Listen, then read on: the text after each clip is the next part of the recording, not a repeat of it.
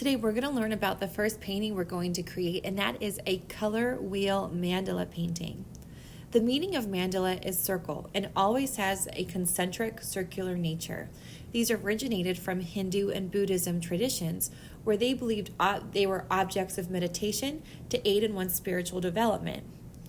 Carl J. Jung, who was a Swiss psychiatrist, introduced mandalas to the West. He began practicing creating mandalas for self-expression, discovery, and healing. So he would create one every single day. And through that, he discovered that the shapes, colors, and symbols reflected his current mental, emotional, and spiritual well-being at the time he created them. He noticed how his mandala drawings changed as his mental and emotional states changed. So reflecting on these mandala drawings, Jung concluded that our subconscious and conscious selves are always seeking balance. There's lots of benefits of creating mandalas then. One, it helps relax the body and mind because we're just painting very simple colors and patterns. Because of this, it helps ease stress, anxiety, worry, any overwhelming feelings, fears, and depression you may have. So if you are a little stressed out right now, this is going to be a great project for you. It also activates creativity, it improves your focus, plus it's really fun. So what we're going to be focusing on learning is how to mix all of the secondary and tertiary colors on the color wheel, only using the primary colors of red, yellow, and blue, which is pretty cool that we're creating this entire painting with only 3 colors. We're going to learn how to create consistent hues, tints, and tones. I'll explain what those are later on. You will learn how to paint crisp edges, and then how to paint the following techniques: flat wash, gradient wash on wet, and gradient wash on dry.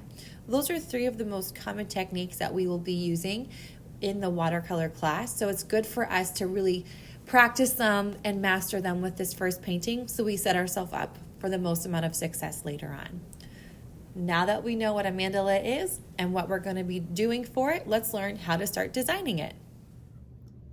For your mandala, you need to create a minimum of 7 to 10 areas in your triangle where you're going to be painting in your hues, your tints, and your tones. When you begin, you need to determine whether or not you want to have your drawings be organic or geometric. So remember, organic are when things are very soft and curvy and flowy. They look like they're from nature. Geometric things are like harsh and rigid and have harder edges. When you begin, you need to have your line start on the longest side of the triangle here, and then an end on the opposite side of the triangle, because we want to create a circular motion for the mandala. So kind of envision what you think you might want to do. And I really like those drippy bits that I was doing before. So maybe I'll do that in another variation of like that again. You want to make sure that you're leaving enough space between every layer that you can be able to have a big enough area to paint within. If it overlaps a lot, then you run the risk of your tints and maybe 2 tints touching. So it's always good just to give it a little bit of a space. But remember, you have to have 7 to 10 sections. So even though I have 3 big sections here, I'm gonna go in and put in some negative spaces,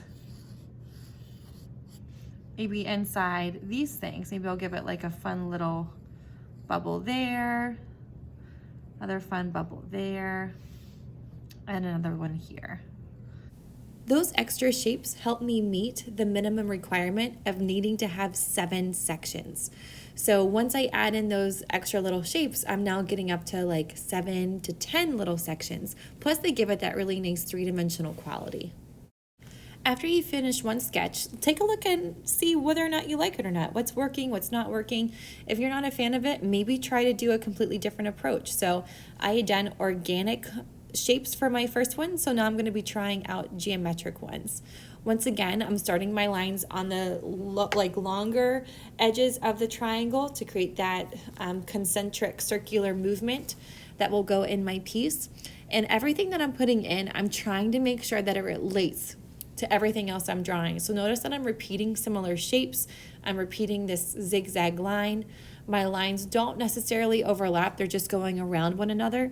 These are all things you need to be trying to show in your sketches, because you're going to be needing to show the principle of design, unity, and harmony. So if you have a lot of elements drawn in your sketches that don't relate to one another, it's going to look really chaotic, and it's not going to have that unified look that will promote that relaxation that mandalas generally promote whenever you're creating them. For all three of my sketches, I decided to do completely different designs. However, if you really like that first one you did, all three of the sketches can be just variations of that first approach.